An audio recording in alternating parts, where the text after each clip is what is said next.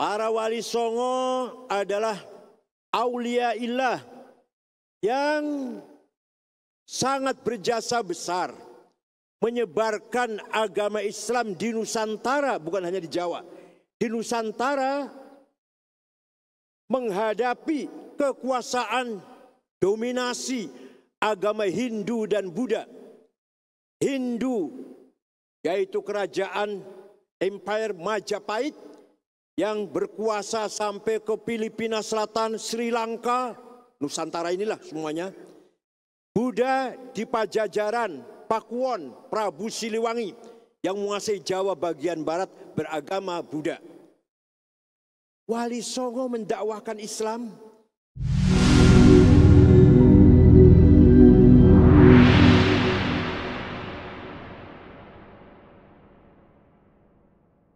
Mati wal mau'izatil hasanah wajadilhum billati hiya ahsan.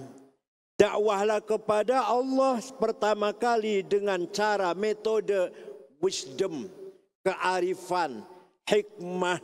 Ini yang paling bagus, yang paling nomor satu. Dakwah dengan bil hik. Ini yang dijalankan oleh para wali songo. Tanpa mencaci maki, tanpa misu-misu, tanpa menjelekkan orang lain.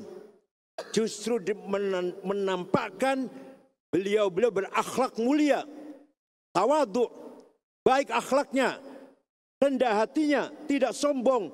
Maka orang Jawa, masyarakat Jawa berbondong-bondong masuk Islam. Sebenarnya orang Jawa itu sebelumnya agama Hindu dan Buddha, agamanya namanya Kapitayan. Apa? Kapitayan. Percaya pada Tuhan yang Maha Satu. Sang Hyang Widi, sing tan keno, kinoyo opo, yen ono malah dudu. Artinya bukan orang Jawa, nggak paham ini. Maha Satu yang tidak seperti apa-apa. Kalau dipaksakan seperti apa, bukan. Tuhan satu, tidak seperti apa-apa. Laisa kamitslihi syai'un. Seperti gajah, enggak. Seperti gunung, tidak. Seperti harimau, bukan. Yen ono malah dudu. Sang Hyang Widi sing tan keno kinoyo opo, yen ono malah dudu. Disumpamakan malah bukan. Itu namanya agama Kapitayan. Hanya mereka tidak tahu namanya siapa Sang Hyang Widi itu. Namanya siapa yang Maha Satu itu? Datang agama Hindu, percaya bahwa Tuhan ada 3. Kemudian datang agama Buddha. Datang agama Islam menegaskan Tuhan yang satu itu ada namanya Allah. Nah ini yang sedang tunggu-tunggu oleh kita ini. Ini yang sedang kita cari-cari. Namanya siapa Sang Hyang Widi itu? Ternyata namanya Allah. Dengan berbagai cara dakwah yang luar biasa, kita harus berterima kasih pada Wali Songo. Umat Islam Nusantara yang tidak mau menghormati Wali Songo, tidak mau membacakan Fatihah untuk Wali Songo, tidak mau ziarah kubur Wali Songo, orang yang tidak punya adab.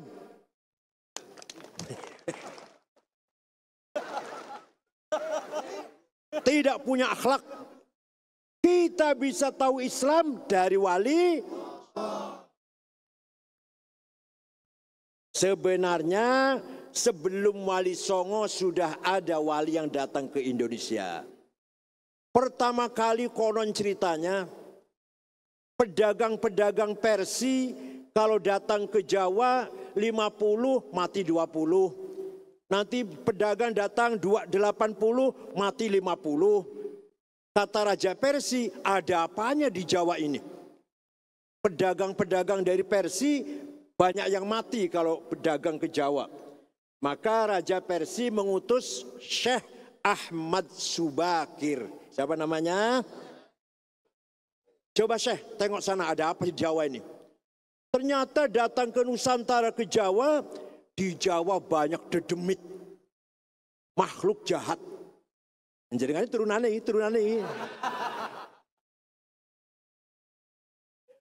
Maka oleh Syekh Subakir makhluk-makhluk jahat dedemit tuyul itu dirantai tangannya semua.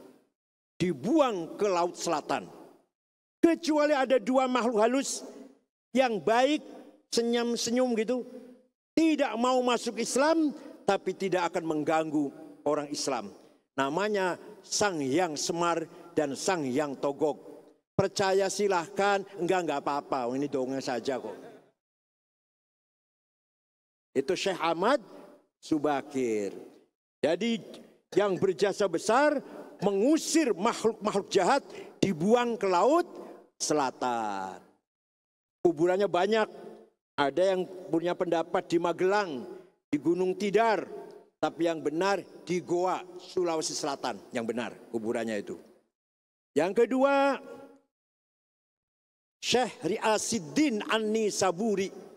Yang dipanggil Syekh Mbah Wasil. Siapa namanya? Mbah Wasil. Beliau datang ke sini jumpa dengan Ratu Sima, kerajaan Kalingga Jepara yang terkenal adil. Ratu Sima tidak mau masuk Islam, tapi mendengarkan, mengikuti nasihat pengarahannya Syekh Mbah Wasil. Sehingga beliau Ratu Sima menjalankan pemerintahannya dengan adil, disenangi oleh rakyat. Itu kerajaan yang ada di Jepara. Kemudian Syekh Wasil bergaul atau kenal dengan Raja Doho. Namanya Joyoboyo. Namanya siapa? Syekh Wasil punya kitab. Namanya kitab Al-Asrar. Kitab rahasia. Bahasa Arab. Diajarkan kepada Raja Joyoboyo. Yang isinya memprediksi. Tanah buat. Memprediksi apa yang akan terjadi masa yang akan datang. Sekarang terkenal dengan buku Ramalan Joyoboyo. Padahal itu aslinya kitab bahasa Arab. Kitabnya siapa? Syekh Wasil. Namanya Al-Asrar. Kitabul Asrar. Kuburnya di mana Syekh Wasil? Di Masjid Gedong Kediri Kota. Apa namanya? Setana Gedong Kediri Kota. Di sana Mbah Wasil namanya. Itu ulama yang terkenal. Yang kedua, ada lagi ulama besar tahun 1430 membangun pesantren pertama di Jawa Barat. Hati-hati orang Jawa Barat, hati-hati. Terutama dengan orang Cirebon terutama, hati-hati. Di Rengas Dengklok, Cina, namanya Syekh Hasanuddin. Tapi karena ahli kiroat, qori, suaranya enak, hafal Quran, dipanggil Syekh Kuro. Siapa namanya? Kuro. Qori, Kuro itu qori lah. Ngajarkan agama Islam, pesantren, ngajarkan Quran. Raja Prabu Siliwangi, Pangeran Pamanah Rasa, marah. Ada agama baru. Dari selatan, dari Kawali Ciamis. Sekarang di Kawali pusatnya kerajaan Pajajaran tuh. Pakuan. Galuh Pakuan. Oke. Berangkat ke Rengas Dengklok, Kerawang. Saya bunuh. Agama apa ini baru ini? Setelah sampai di sana di Rengas Dengklok, ada santrinya Syekh Kuro, perempuan lagi baca Quran. Suaranya merdu, lagunya enak, orangnya kutilang, kuning, tinggi, langsing. Ini sulit carinya ini. Kalau kebalikannya banyak. Hitam, gembrot, pendek banyak itu. Itu Raja Pamanah Rasa. Jangankan mau mau membunuh atau nempeleng Syekh Kuro, malah klepek-klepek jatuh cinta. Langsung sama Syekh Kuro, mau disampaikan untuk saya saja. Namanya Subang Larang, putrinya Ki Gede Tapa. Ki Gede Tapa itu adalah kepala pelabuhan Cirebon. Coba Cirebon lagi, Masya Allah. Ki Gede Tapa melamar. Kata Syekh Kuro, ya silahkan. Tapi syaratnya kamu masuk Islam. Udah masuk Islam lah, gampang. Baca syahadat. Setelah masuk Islam, ada mas kawinnya. Udah saya cari di pasar lah. Apa maunya? Lintang kerti, tasbih. Ini bahasa Cirebonnya lintang kerti. Tasbih. Saya cari di pasar, nggak ada di sini. Ada di Arab, di Mekah, Jeddah, Madinah ada. Udah saya terbang ke sana, ambil tasbih. Keluar dari rumahnya Syekh Kuro, Prabu Siliwangi baca mantra, hong. Biasanya terbang, hong, macet. Sekali lagi, hong, nggak bisa terbang. Sekali lagi, hong, nggak bisa terbang. Kata Syekh Kuro, kamu itu udah masuk Islam. Kalau mau terbang, baca Bismillahirrahmanirrahim. Hong, hongnya dibaca. Bismillah dulu, Bismillah dulu. Nur dia. Bismillahirrahmanirrahim. Hong, langsung terbang ke sana. Tidak lama bawa tasbih. Itu barangkali dongeng ya, dongeng itu ya. Tapi yang jelas fakta sejarah, terjadi pernikahan antara Prabu Siliwangi Pamanah Rasa dengan Subang Larang. Jadi Prabu Siliwangi punya istri 3, beragama Hindu. 1 namanya Ambit Kasih, beragama Buddha namanya Ratu Aci Putih, beragama Muslim namanya Subang Larang. Terjadi pernikahan. Tapi konon Prabu Siliwangi murtad. Keluar dari Islam. Masuk Islamnya hanya karena ingin menikah dengan Subang Larang. Tapi nanti punya anak 3. Semuanya pejuang Islam. 1, Syekh Rahmatullah yang dipanggil dengan Prabu Kian Santang. Yang mengislamkan seluruh masyarakat Parahyangan. Kecuali ada 1 patih tidak mau masuk Islam. Namanya Patih Pucukumun. Tetap agamanya Karuhunan Sunda Wiwitan. Diikuti oleh suku Baduy sampai sekarang di Malimping, Lebak, Banten. Ini melongo semua kan sih, nggak sejarah ini, nggak tahu ya sejarah ini ya. Melongo semua ini. Dan Prabu Kian Santang lah yang mengislamkan seluruh masyarakat Sunda. Sunda itu bahasa Arab. Sun jagalah da ini. Artinya itu. Sun jagalah da agama ini. Sunda. Atau dari kata sanad. Sunat. Apa? Patok, pasak. Sunda itu artinya. Yang kedua putranya Prabu Siliwangi adalah Syekh Somadullah. Yang dikenal dengan panggilan Ki Kuwu Cirebon. Hati-hati. Ki Kuwu Cirebon. Beliau sakti. Punya ilmu 3. 1, Aji Dipa. Apa? Paham mengerti tentang bahasanya binatang. Semut kalau lagi bicara paham beliau. Apa? Lalat kalau lagi ngomong paham dia.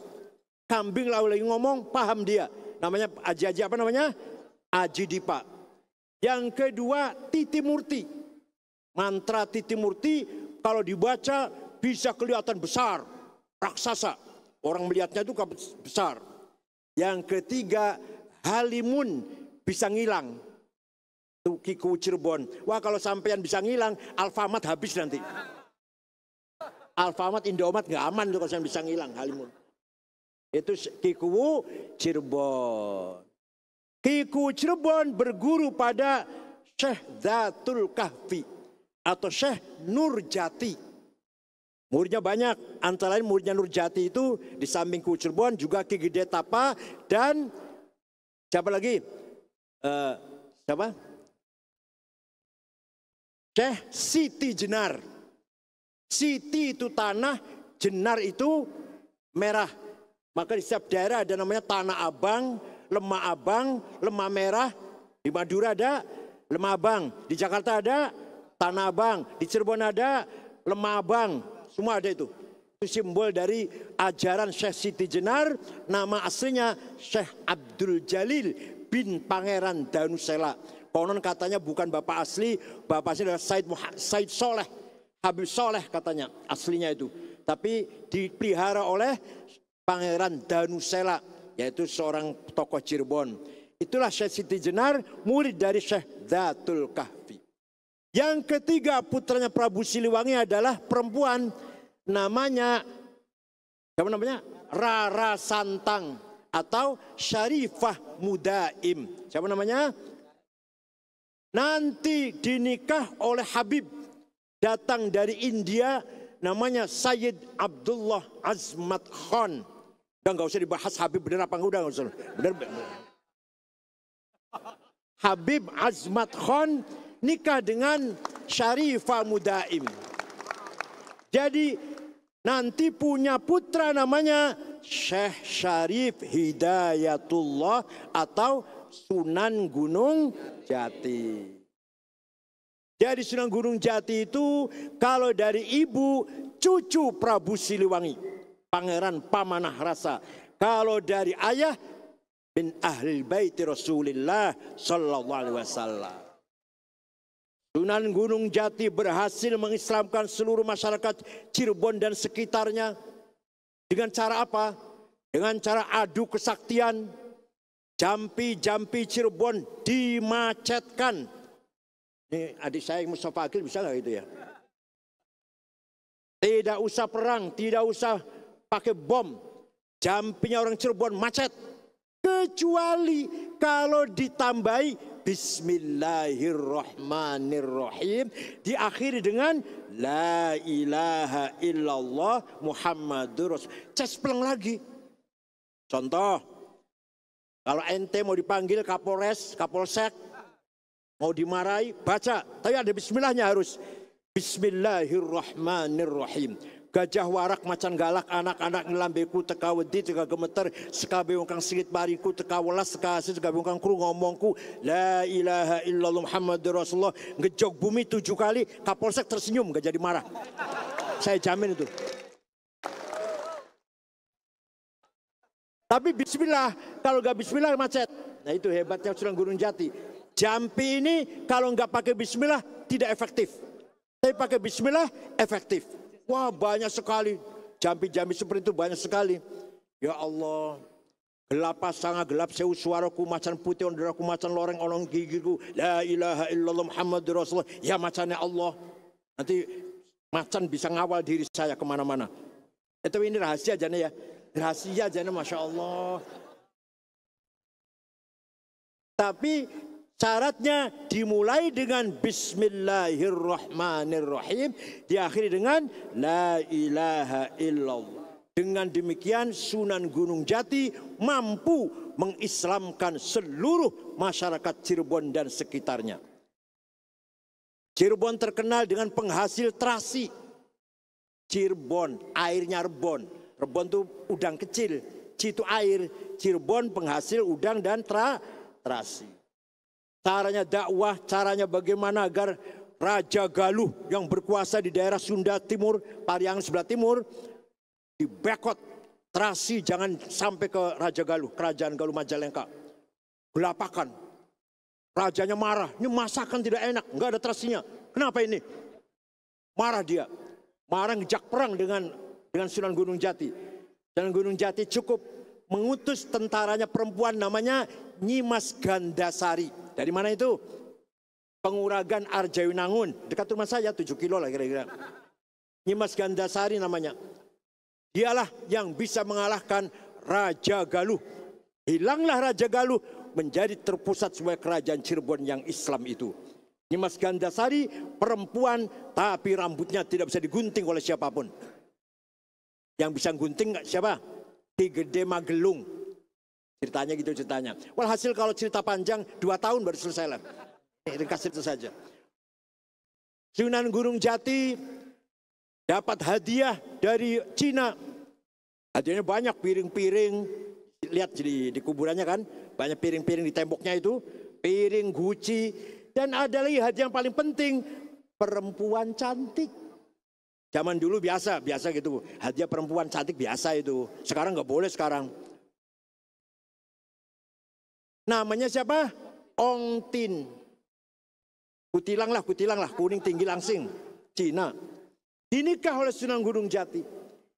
Setelah dinikah, istri tua cemburu, marah-marah. Istri tuanya, Nyai Atikah namanya istri tuanya tuh. Nyai Atikah. Sunan Gunung Jati membawa istri yang kedua ke selatan. Sama dengan Nabi Ibrahim nih. Sama dengan Nabi Ibrahim. Siti Sarah cemburu, Siti Hajar dibawa ke selatan. Dibawa ke selatan, ditaruh di daerah situ sekitar 30 kilo selatan Cirebon. Punya anak keturunan kuning-kuning kulitnya, maka disebut Kuningan. Kabupaten Kuningan itu asal mulanya keturunan Ongtin yang kulitnya kuning-kuning, maka disebut daerah Kuningan. Itulah sedikit cerita tentang Sunan Gunung Jati. Ringkas cerita, dengan perkembangan zaman datanglah penjajah Portugis, datang penjajah Belanda, maka pusat-pusat perkotaan yang tadinya dikuasai oleh para aulia, para ulama, direbut oleh penjajah. Maka para ulama, para aulia meninggalkan perkotaan, membangun pesantren di pedesaan. Ada lagi Raja Brawijaya V, Raja Majapahit. Istrinya 571 istrinya. Ya nggak apa-apa, sama jangan niru. Bisa patah. Di antara istrinya namanya Cina, namanya Subanci. Siapa namanya? Orang Jawa manggilnya Dewi Retno. Sah tidak? Sah tidak? Laki-lakinya Hindu, istrinya Muslimah. Sah tidak nikahnya? Tidak sah. Quran bukan fikih, bukan fikih, Quran. Suaminya Hindu, istrinya Muslimah, nggak sah. Kalau kebalik barangkali sah kalau dibalik. Kalau suaminya Muslim, istrinya non Muslim. Ini nggak kebalik, tidak sah. Tapi Allah punya kehendak lain. Nikahnya secara syariat tidak sah, tapi ada hakikat yang akan dituju, akan dikehendaki oleh Allah. Punya anak laki-laki. Nama Cinanya Jinbun. Siapa namanya? Jinbun. Jinbun ini nakal. Diusir dari keraton lah. Gak disenangi orang-orang keraton. Beliau keluar dari keraton Mojokerto kan. Macam itu Mojokerto. Jalan ke timur. Sampailah ke Ampel Denta, Surabaya.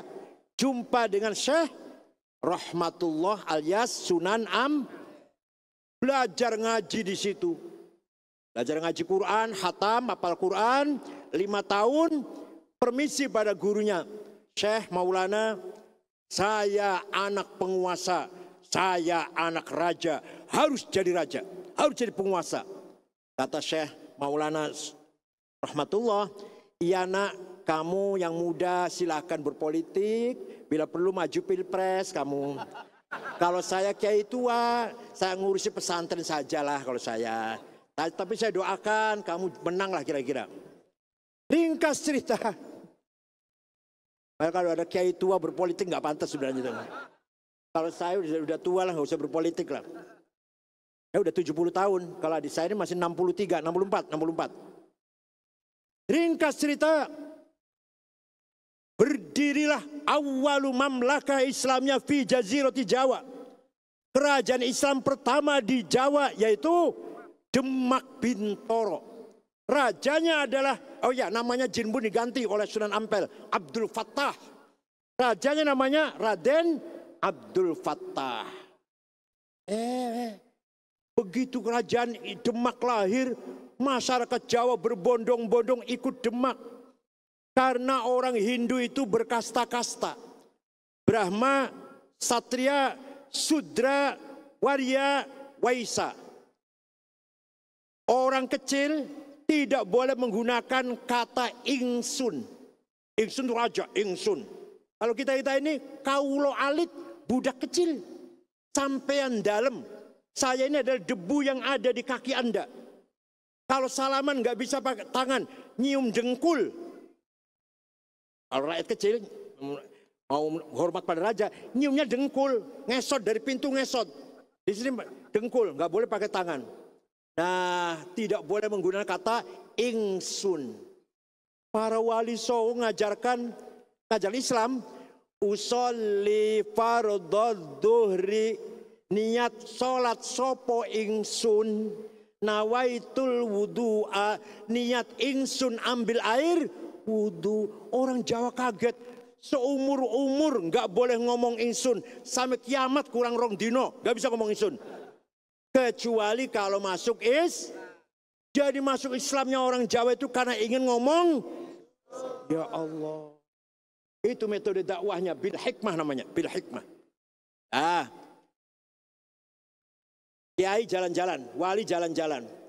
Ada orang lagi sesajen, nasi sekepel ditaruh pojok rumah.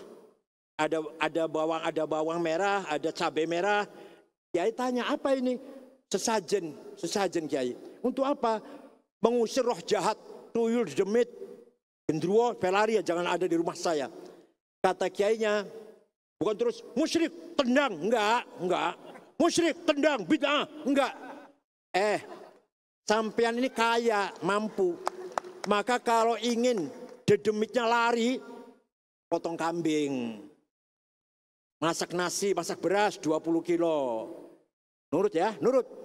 Masak beras 20 kilo, jadi 40 piring.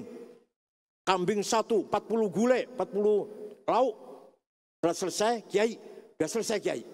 Siap 40 piring nasi, 40 piring lauk. Ditaruh di gua mana, di bawah pohon mana, di perempatan mana, di tugu mana. Bukan ditaruh di gua, di pohon, di tugu. Dimakan oleh tetangga, terutama fakir miskin. Tapi sebelum makan, minta dulu pada Tuhan. Minta apa? Minta agar kamu selamat, istrimu selamat, anakmu selamat, hartamu selamat, hidupmu selamat, matimu selamat. Maka namanya bukan sesajen, tapi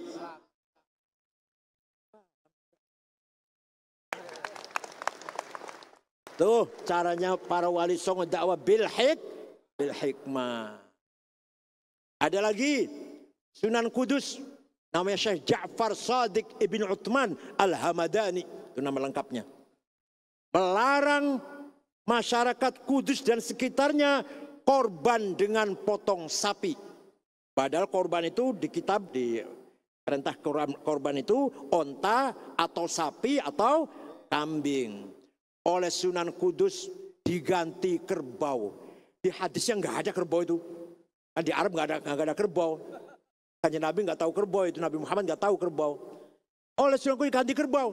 Kenapa? Menjaga perasaannya orang Hindu. Orang Hindu sapi itu muqaddas. Sapi itu suci. Ini dipotong coba. Betul, gimana perasaannya? Gimana perasaannya orang Hindu? Sapi itu suci. Kok dipotong oleh orang Islam? Maka Sunan Kudus jangan pakai sapi, tapi gunakan diganti kerbau. Maka orang Hindu berkata, oh tiba Islam sama dengan saya, menghormati sapi, ayo masuk Islam aja yuk. Itu caranya. Sampai sekarang ente kalau pergi ke Kudus nggak ada soto sapi, soto kerbau. Ayo pergi ke Kudus kalau percaya. Sampai sekarang. Masuk musola, masuk masjid, sandal sepatu harus dilepas. Kalau sekarang ada tulisan, lepas sandal, batas suci, gitu ya. Lepas sandal, sepatu, batas suci. Dulu nggak begitu, dulu nggak gitu. Caranya gimana? Di depan pintu masuk musola ada air. Sekarang masih ada kayak gitu ya, masih ada kayak gitu. Artinya apa? Orang masuk musola mau tidak mau lepas sandalnya, nyemplung air. Gak usah ditulis lepas sandal, gak usah, akan lepas sendiri itu. Ya Allah. Maka orang Jawa berbondong-bondong masuk Islam. Karena kalau masuk Islam dikatakan santri. Santri itu bersih, akhlaknya mulia, jujur, amanah, ikhlas. Santri dulu. Kalau santri sekarang doanya saja drobos. Ya Allah. Orang Jawa mengakui bahwa mantra-mantranya santri itu hebat. Orang Jawa merasa kalah. Suro diro jenengrat lebur dening pangastuti. Kehebatannya orang Jawa kalah oleh mantranya santri. Santri dulu. Santri sekarang doanya drobos. Karena keseringan bikin proposal.